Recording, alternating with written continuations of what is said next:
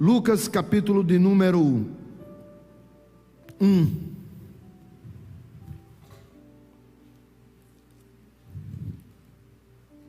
Lucas capítulo 1, verso de número 63. Abra sua Bíblia ou conecte o seu sabre de luz de modo offline e começamos a mensagem de hoje. Lucas 1,63. Então, pedindo ele uma tabuinha, escreveu: João é o seu nome. E todos se admiraram. Verso de número 66, 66. Todos os que as ouviram guardaram no coração, dizendo: que virá a ser, pois, este menino? E a mão do Senhor estava com ele. Verso de número 80.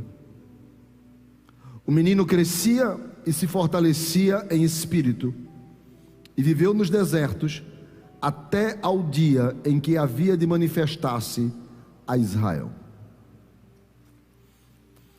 Ontem foi 24 de junho, dia de São João. Todos os anos, e não muito diferente, as mesmas perguntas: pastor, posso comer canjica? Pamonha? Durante algum tempo eu respondia. Hoje eu nem respondo mais. Hoje eu pergunto: você acha certo ou errado? E se a pessoa disser errado, eu digo: então traga canjica para mim.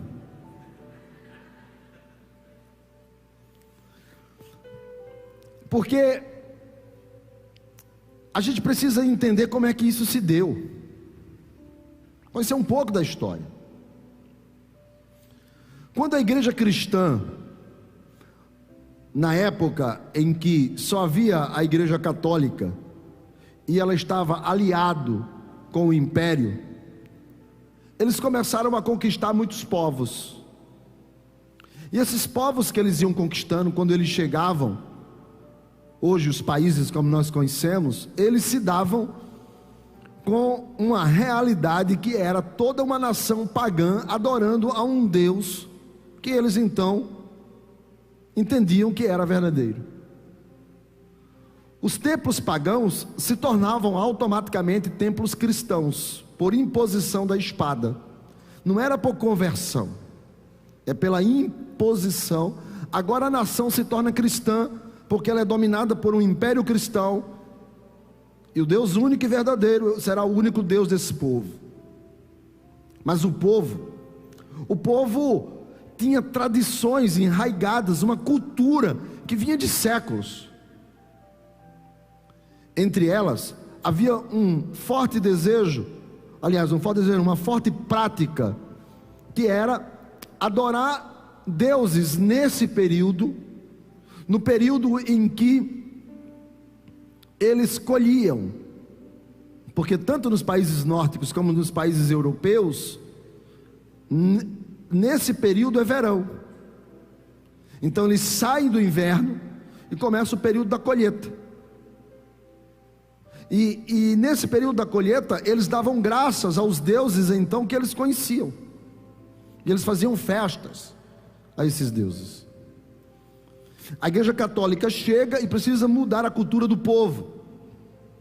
Ela até muda o Deus, mas ela não consegue mudar a festa. O que é que ela faz?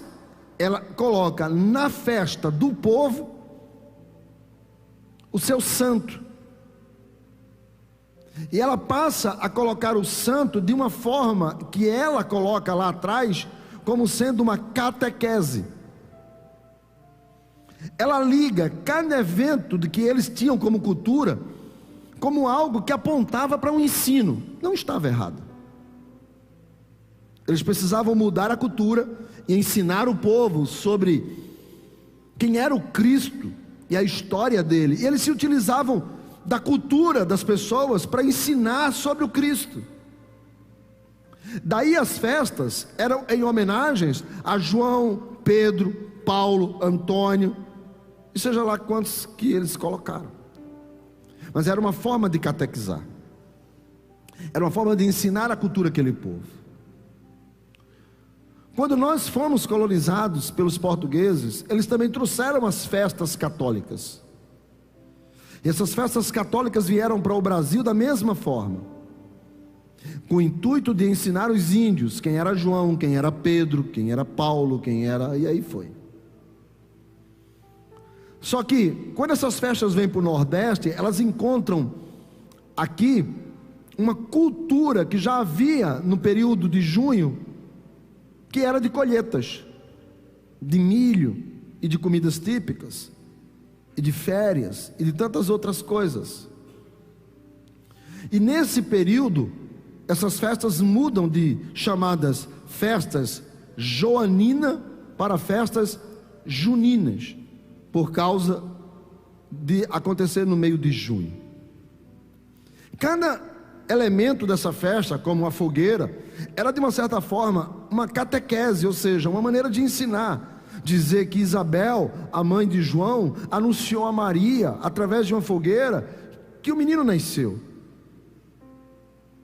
E de fato, João, ele tem uma importância muito grande. É claro que nós como cristãos, nós como evangélicos, nós não comemoramos o São João no sentido da idolatria. Por quê? Porque nós cremos que somente Jesus Cristo merece a nossa adoração. Mas na época do apóstolo Paulo, levando o evangelho para outros lugares, como Corinto, que não era uma comunidade judaica, como os judeus não eram idólatras, mas os coríntios eram. E nessa comunidade gentílica dos coríntios, eles tinham uma certa prática de fazer também festas a deuses. E lá, diferente de nós que comemos milho, eles comiam carne. E as carnes eram sacrificadas aos ídolos.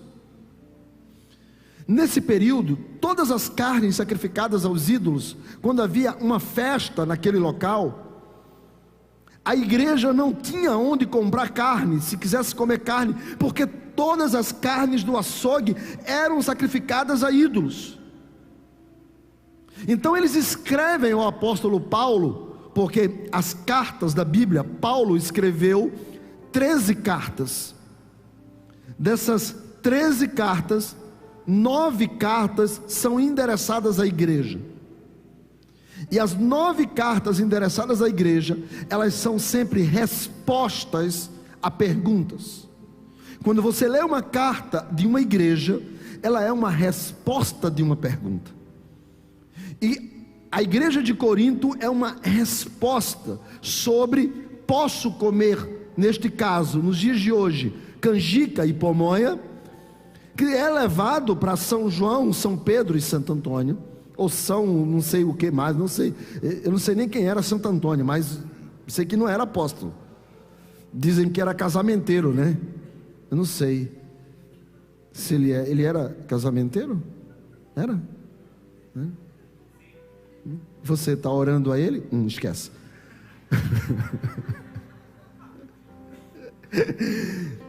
E quando vão escrever a Paulo, perguntando sobre isso, ele responde em 1 Coríntios capítulo 8, verso de número 4. Olha o que ele diz em 1 Coríntios 8, 4. E depois eu vou ler 8, 4. Coloca aí, 1 Coríntios capítulo 8, verso 4. É que eu esqueci de dar esse texto aqui, na verdade isso não está na mensagem. Assim que, quanto ao comer das coisas sacrificadas aos ídolos, olha, ele está dizendo, quanto a isso, a comer essas coisas sacrificadas aos ídolos, nós sabemos apenas de uma coisa: que o ídolo nada é no mundo, e que não há outro Deus, não existe uma outra divindade, não existe ninguém, nem maior, nem menor, nem de lado, nem perto, nem igual. Não existe ídolos, só existe o Deus único. Então, quando alguém sacrifica ao ídolo, ele está fazendo o quê? Perdendo tempo, porque não existe. Porque não existe. E porque não existe o Deus a quem eu sacrifico, não existe o sacrifício. Ou seja, se João está dormindo, esperando o arrebatamento, e qualquer coisa feita a João não quer dizer nada, porque ele não está vivo para receber, então tudo que sacrificar a ele, perde tempo. E alguém vai dizer, mas pode ser sacrificado a demônios. Paulo vai dizer também em 1 Coríntios capítulo 8, e quem é o demônio diante de Deus? O Deus a quem eu sirvo, o demônio não é nada.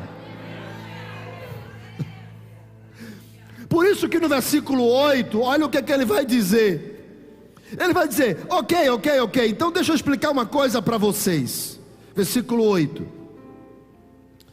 não é o manjar que nos faz agradáveis, o manjar não nos faz agradáveis diante de Deus. Ou seja, olha o que ele vai dizer, se eu comer, não acontece nada.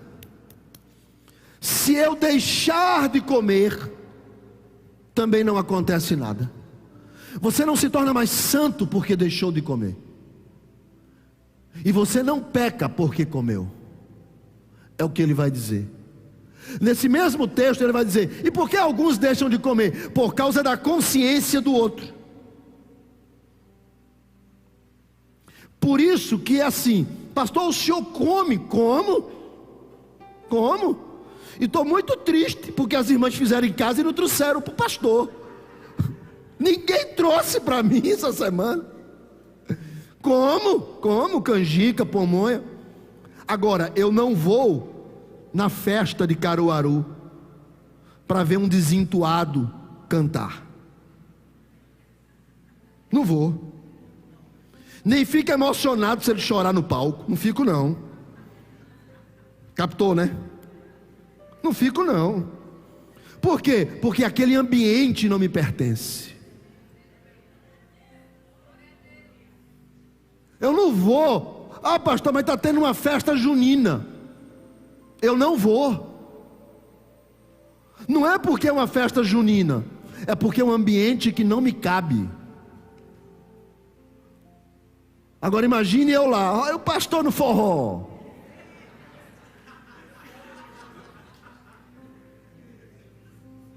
Não me cabe. Então você precisa ter o mesmo entendimento. Existem lugares que não cabe você. Existe roda de escarnecedores que você não tem que sentar.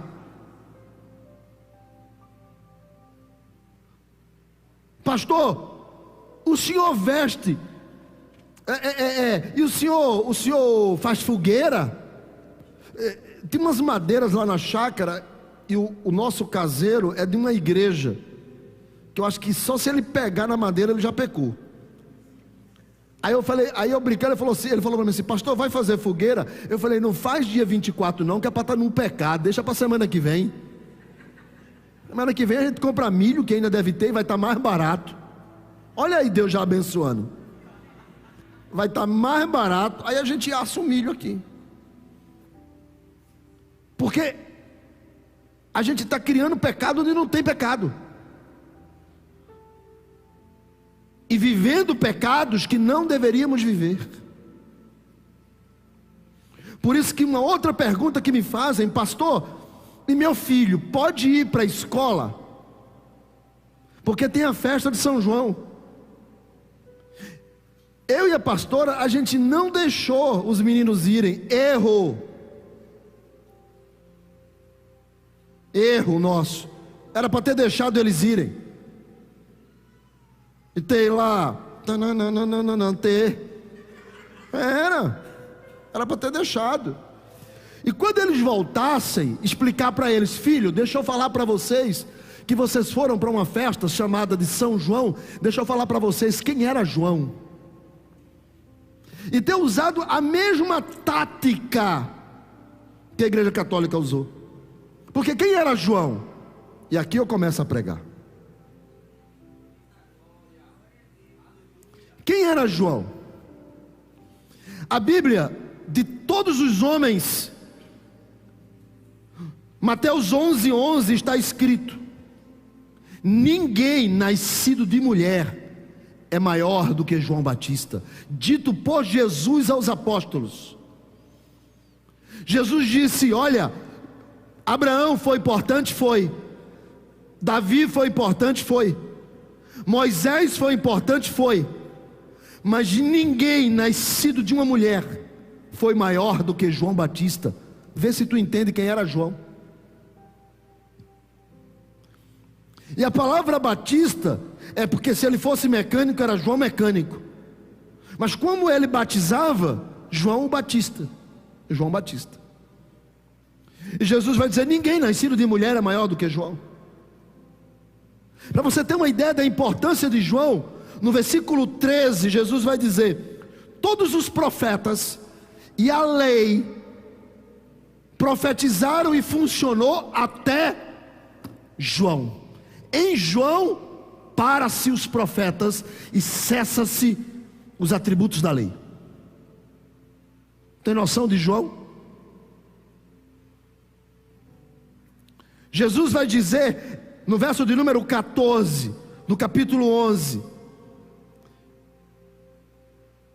que a profecia de Malaquias capítulo 4 versículos 5 e 6, Malaquias 4, 5 e 6, o último livro do Antigo Testamento, que abre o período do silêncio de 400 anos de Deus. Elias é dito como aquele que vai vir. Malaquias diz que haverá um que virá na unção de Elias, na força de Elias, na ousadia de Elias, na autoridade de Elias. Eu vos envio de novo o profeta Elias, diz o texto. E Elias virá antes do grande e terrível dia do Senhor. Elias virá antes do dia em que Deus haverá de prestar conta. Elias virá. Mas em Lucas no capítulo 1, no versículo de número 17, quando o anjo aparece, ele vai dizer que aquela criança que virá de Zacarias e Isabel, ela virá, mas ela vem no poder e na autoridade de Elias. Ela vem no espírito e na virtude de Elias. Ela não é Elias, ela vem com a mesma característica do profeta que enfrentou Acabe e trouxe Israel de volta à presença de Deus. E após 400 anos de silêncio, de Deus calado, dos sacerdotes governando, de líderes religiosos interpretando, somente 2 homens na Bíblia, no Novo Testamento, tiveram a presença de anjo. E um que foi Sansão no Antigo Testamento, e no Novo Testamento 2, Jesus e João Batista. O próprio anjo veio trazer a notícia para dizer: olha, ele vai nascer, mas ele vai nascer com um propósito. Há uma razão pela qual ele vai nascer. Ele não está vindo a este mundo para ser mais um. Ele vai vir porque ele tem um propósito. E o propósito é: ele vai vir com a unção e com a autoridade de Elias. E ele vai colocar o dedo na cara dos poderosos e vai dizer: você precisa voltar à presença de Deus. E é isso que acontece. Isabel fica grávida, Zacarias fica mudo, e no dia do nascimento do menino, e ele nasce, e há uma diferença entre ele e Jesus de 6 meses. E ele, Jesus, o texto vai dizer que eram parentes, porque Isabel e Maria eram parentes. Não sei se era tia, primo, o que era, porque o texto só fala parentes. Alguns aplicam isso a primo. Então, João pode ter sido primo de segundo grau ou terceiro grau de Jesus. Jesus nasce a uma diferença de 6 meses. João é mais velho 6 meses. E quando João nasce de maneira meio sobrenatural, todo mundo fica dizendo: esse menino tem algo especial nele. A maneira que aconteceu, Isabel, velha, e ela é renovada e agora está grávida. Nem Zacarias mesmo, que era sacerdote, acreditou, ao ponto que ficou mudo. E quando o menino nasce, Isabel diz: se chamará João, que significa graça. A graça está sendo anunciada. Mas ninguém na sua família se chama João. Mas vamos perguntar ao pai. O pai disse: me dá uma tabuinha que eu vou escrever o nome do menino. E ele também escreve graça, João. E quando ele cumpre o propósito, ele começa a falar, e ele começa a glorificar a Deus e louvar a Deus. E o povo olhando aquilo diz: Deus está nesse negócio. Mas o versículo de número 80 diz que o menino foi para o deserto e ficou lá esperando. Viveu no deserto até o dia em que havia de se manifestar. Ele ficou esperando que algo acontecesse. No capítulo 3 começa a história de João dizendo o período, dizendo no 15º ano do reinado de Tibério César, sendo Pôncio Pilatos governador da Judéia, Herodes tetrarca, seu irmão Filipe tetrarca, Traconites e Lisânias tetrarca. Haviam 4 estados-nação dentro de Israel. E havia Anás e Caifás, que eram sumos sacerdotes e que se trocavam com o período de anos. E no versículo 2 está escrito: veio a palavra de Deus a João, filho de Zacarias, palavra no deserto. E o verso 3: e ali ele começou a percorrer toda a circunvizinhança do Jordão, pregando. Deus tem um propósito para João e ele nasce, mas ele fica no deserto, esperando que a coisa seja impulsionada pela luz verde de Jeová. Ele só começa a exercer o seu propósito quando a palavra de Deus vem a ele. Starta a mudança, porque o povo vivia subjugado. Cristo era a esperança. Cristo era Deus na terra. Cristo veio para salvar e buscar o que se havia perdido. Jesus já está entre nós nos dias de João. E mesmo sendo nesse dia, o povo ainda não sabia o que estava acontecendo. João não ainda tinha aparecido como a voz que clama no deserto, como o profeta que vem preparar o caminho do Senhor.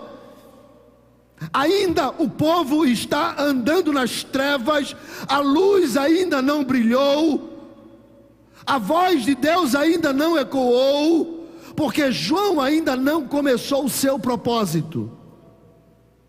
E quando que João começa? Versículo 2: quando vem a palavra de Deus. 400 anos de silêncio, Deus não fala, e o povo é escravizado. César domina o povo. Sacerdotes como Anás e Caifás são profanos, estão profanando a verdade. A religião está perdida.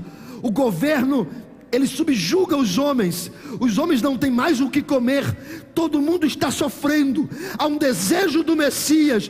E quando isso começa, veio a palavra de Deus, veio a palavra de Deus, veio a palavra de Deus. Sabe por que nós estamos passando perrengue? Porque está faltando Bíblia. Irmãos, só nós aqui, só a gente, Só a gente. O pessoal que está de casa faz de conta que não é com vocês. Só nós. Essa semana, tu dedicou quanto tempo à leitura da palavra? E houve silêncio na terra. Quanto tempo tu dedicou à Bíblia? Quanto tempo tu colocou um caderno e foi escrever o que ela falava para tu? Não, pastor, eu li aquele versículozinho que o aplicativo do Bíblia manda para mim, versículo do dia. Quanto tempo tu pegou e fez um estudo e comentou com alguém? Quanto tempo? Sabe, irmãos, nós passamos 8 horas no trabalho. Isso quando não é 10, 12. E se for Uber é 13, 14, 15. Sabe, irmãos, nós passamos 6. Se for eu é 5, 4. Mas se for outra pessoa pode ser 8, 9, dormindo. Nós temos tempo para dormir, nós temos tempo para comer, nós temos tempo para fazer nossas necessidades, nós temos tempo de trabalhar, nós temos tempo de lazer, nós temos tempo de assistir Netflix. 2 horas. Ficamos o tempo todo no celular, vendo a última do momento. E compartilhamos coisas tão lindas. E a Bíblia? Quanto tempo? Pastor, eu quero uma mudança. Eu também. Mas a mudança só veio quando veio a palavra. Porque a palavra é quem cura, a palavra é quem transforma, a palavra é quem restaura, a palavra é quem edifica, a palavra é quem prepara, a palavra é quem consola, a palavra é quem adverte, a palavra é quem purifica, a palavra é quem queima. É a palavra, irmãos, a palavra. Você conhece Jesus por causa da Bíblia. Você ouviu falar de igreja por causa da Bíblia. Você canta os hinos aqui e chora por causa da Bíblia. É a palavra, irmãos, a palavra. Nós não estamos falando de mensagem motivacional, nós não estamos falando de coach, nós estamos falando de alisar você, de agradar você, de satisfazer você, mas nós estamos falando da palavra, a palavra, a palavra. A palavra que confronta você, a palavra que bate, porque Deus corrige aquele que Ele. Então na hora da pancada, papai, obrigado, eu sei que o Senhor me ama, está doendo, mas eu sei que o Senhor me ama. Não faça cara feia. Não fique dizendo assim, o pastor bateu hoje. Bate não. Crente lasanha, quando você pega de mancha.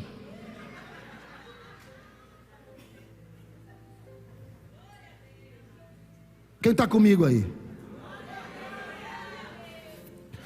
Pastor, eu preciso de uma mudança.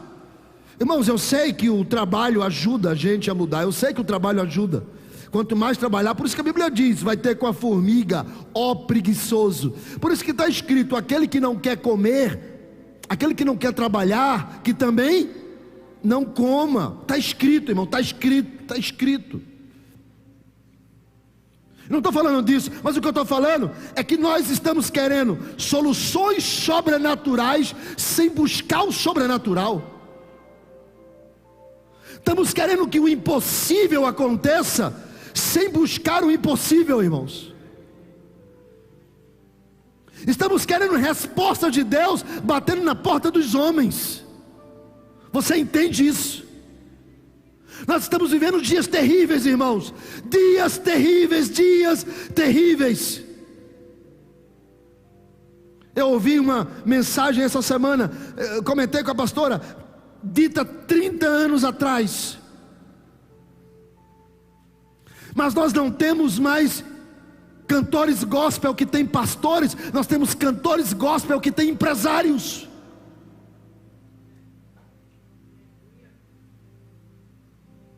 Pastores que, quando são convidados para pregar, mandam um contrato.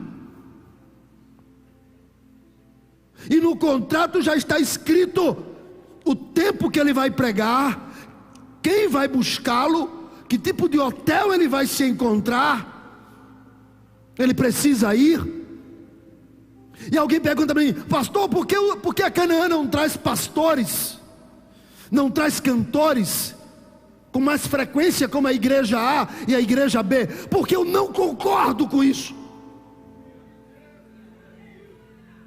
Porque se ele está dizendo quanto é o valor da oferta, não, o senhor vai me pagar 5.000 de oferta, então eu também posso exigir que tipo de milagre eu quero.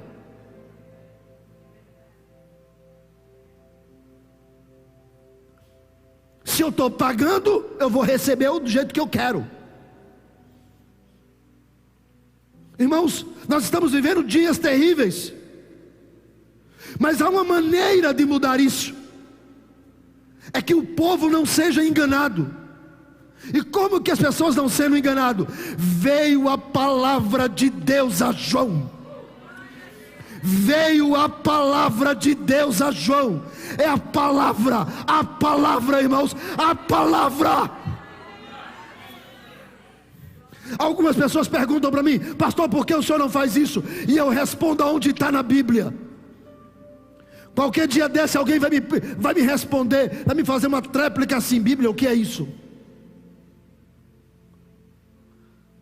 Veio a palavra, e veio para que ele cumprisse um propósito. Qual o propósito? Ele percorreu toda a circunvizinhança do Jordão, pregando batismo de arrependimento e remissão de pecados. Esta é a mensagem do Evangelho: arrependei-vos. Chegou a hora de mudar, irmãos. Chegou a hora de uma transformação. Alguém chega para mim outro dia desse e perguntou: pastor, na Canaã pode tudo? E eu respondo: é porque a Canaã é uma igreja de paredes pretas. E eu respondo: pode tudo, irmão, pode tudo aqui, só não pode pecar. E se pecar, quem vai para o inferno é tu, miserável.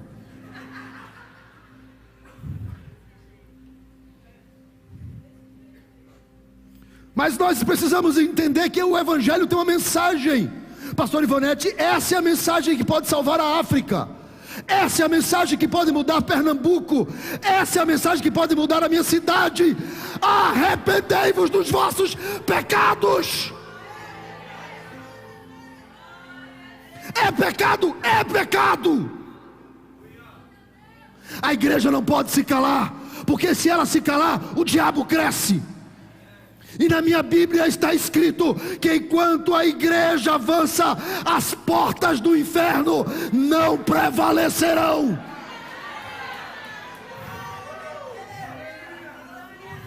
Xarabahadarabacandarai.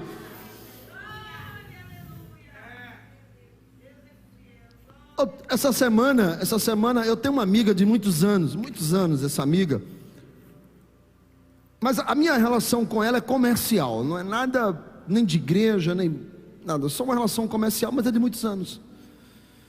Conheço bem ela me conhece até quando eu era antes de ser pastor. Mas ela está numa igreja e ela é líder de uma célula. E quando ela me disse isso, eu fiquei muito feliz. E eu falei para ela: puxa, que legal, você poderia... Olha, a nossa igreja também trabalha com células, nós temos grupos de crescimento, e se chama GC, e começamos a conversar sobre como é importante você estar num pequeno grupo. Muito importante você estar num pequeno grupo, é muito importante isso.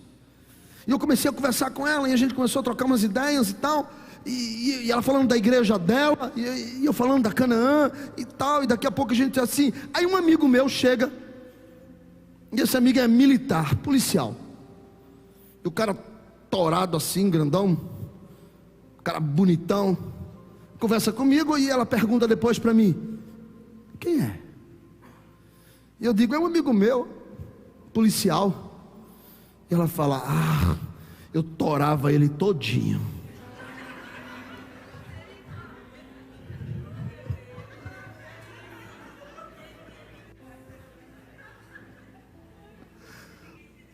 Como? Líder de célula da igreja tal? Tem alguma coisa errada que não está certo.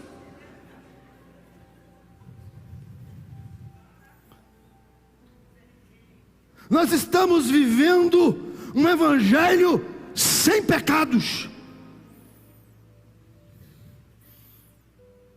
Porque aquilo que é naturalmente correto para uns pode não ser para outros.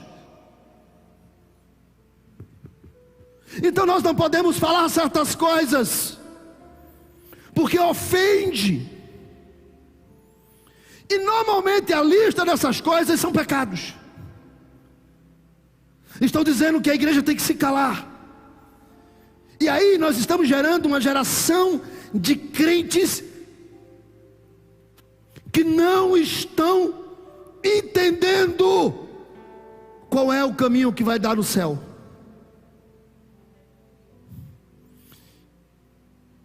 E por isso a preocupação se pode ou não comer canjica.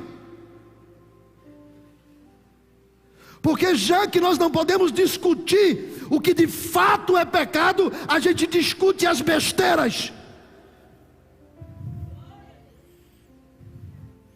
Já que a gente não pode dizer que se eu tiver uma relação sexual fora da Bíblia, eu não vou para o céu. O senhor não pode falar isso. Então vamos falar de canjica.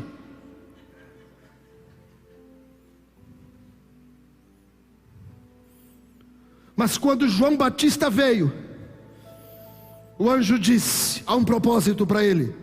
Ele vai vir com a unção, a ousadia de Elias. Nós precisamos de uma igreja que esteja vivendo a geração de João Batista. Você pode ser governador, governadora, mas se não aceitar Jesus vai para o inferno. Disse João para Herodes. Nós temos um compromisso com a palavra, e esse compromisso nós não podemos perder. Outro dia desse, meu filho falou em casa, estava na mesa, a gente discutindo. Ele falou: pai, fulana de tal tem uma amiga. Diz que a menina é crente que só. É. Inclusive, ela frequenta igreja tal. Aquela igreja assim, sei, aquela igreja. Pai, ela mora longe da igreja. De vez em quando já que é tarde, ela precisa ficar na casa de um amigo. Aí disseram assim, e o pessoal não acha complicado tu ficar na casa desse amigo não? Não, que na verdade é amigo, mas a gente fica de vez em quando. Ele é gente boa. É da igreja? Não, ele não quer saber de crente. A gente só fica.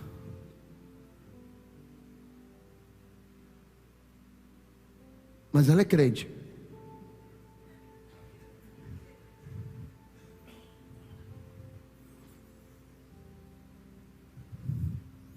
João Batista chega, olha para aquela multidão que está desesperada, à margem do Jordão, sem ter o que comer. Ele poderia dizer: filhinhos, mas ele olha e fala: raça de víboras, vocês estão colhendo o que estão plantando, porque quem afronta Deus tem preço para pagar. Ele poderia ter dito: eu vou ensinar para vocês 7 passos para ser alguém melhor. 3 voltinhas no Jordão para conquistar sucesso. Mas ele olhou e disse: raça de víboras, Quem vos ensinou a fugir da ira futura? Haverá um dia que todos nós nos encontraremos diante de Deus e teremos que prestar conta. E o que é que você vai dizer para Ele? Eu não tinha tempo de orar, eu não tinha tempo de ler a Bíblia, eu não sabia pregar o Evangelho, eu precisava de que alguém me ensinasse. Eu fiz um curso 12 vezes de R$19,90 para aprender a falar que Jesus é bom.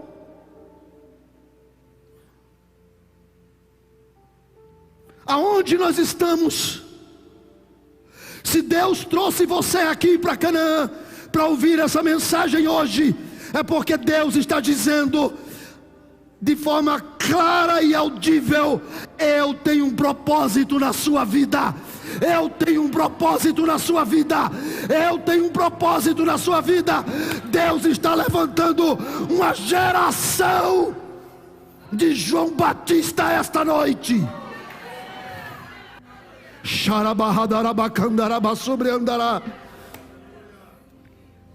Quem trouxe esse dedo aqui de profeta?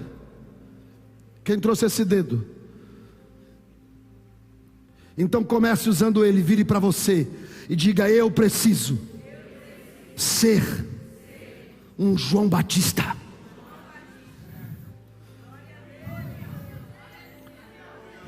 Nós precisamos pregar o Evangelho, irmãos. Nós precisamos falar de Jesus. Nós precisamos ter respostas. Por quê, pastor? Porque Ele está chegando, porque Ele está vindo, porque Ele vem. Ele vem, Ele vem. E eu já posso ouvi-lo. Eu já posso ouvir o show. Sabe, irmãos, tem hora que eu sinto que já estão se preparando, já estão colocando as vestes, já estão preparando, a trombeta já está sendo afinada.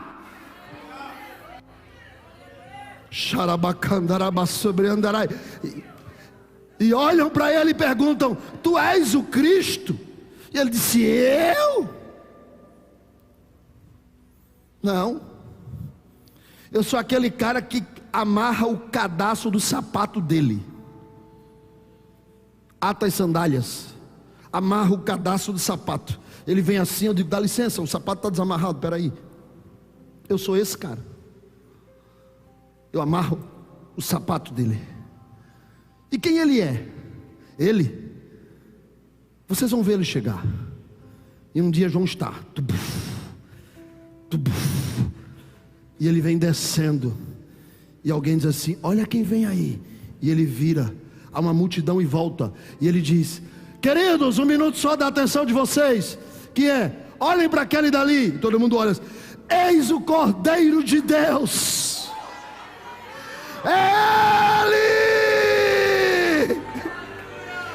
Ele chegou. O que foi que João fez? Preparou o coração das pessoas. Preparou o coração das pessoas. João não salva, João não muda, João não transforma, mas ele preparou o coração das pessoas. Por isso que ele diz: eu sou a voz que clama no deserto e prepara o caminho do Senhor. Não é que ele construiu uma estrada, ele construiu o desejo no coração das pessoas de quererem Deus. Por isso que até os discípulos de João seguiram e foram seguir Jesus. Por quê? Porque não é sobre João, não é sobre nós, é sobre Ele. Eis o Cordeiro. E da mesma forma que João apontou, e João disse: esperem, Ele vai vir. Eu batizo vocês com água, mas Ele não, Ele batiza com fogo, Ele batiza com Espírito, Ele transforma, Ele vem, Ele vem, Ele vem. E Ele gerou o desejo no coração das pessoas. E quando Ele veio, Ele disse: eis o Cordeiro. O que é que nós temos que fazer? Preparar as pessoas para esse encontro. Porque Ele,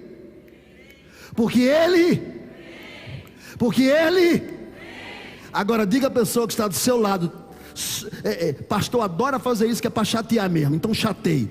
Diga à pessoa que está do seu lado: está preparado, santo?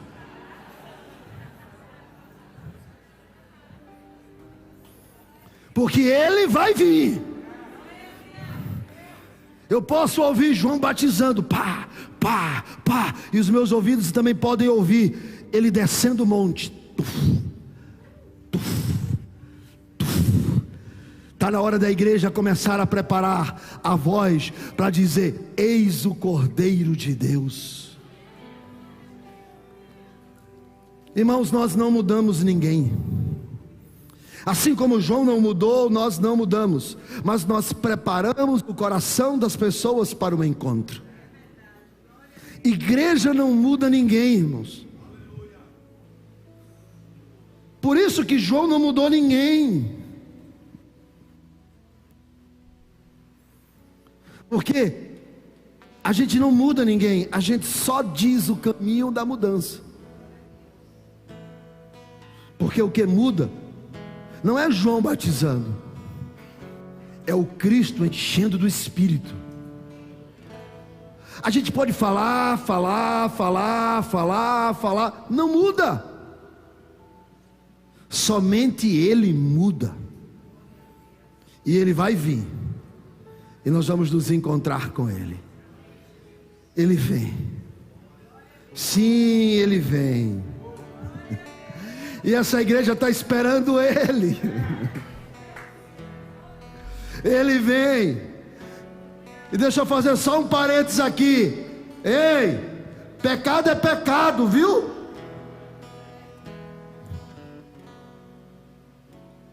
Não tem que torar ninguém, não. Pecado é pecado. Espero que não estejam vendo essa mensagem pela internet.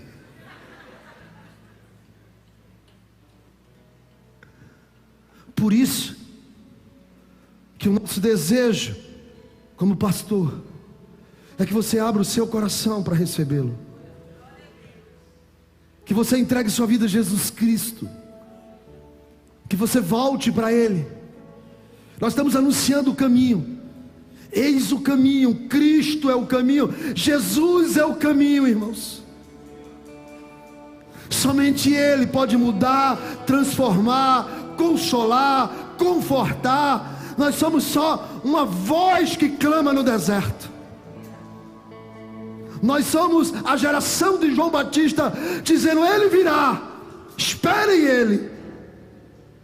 Só que Ele já veio, e nessa noite Ele está aqui para ter um encontro com você. Só Ele pode mudar. Fique de pé.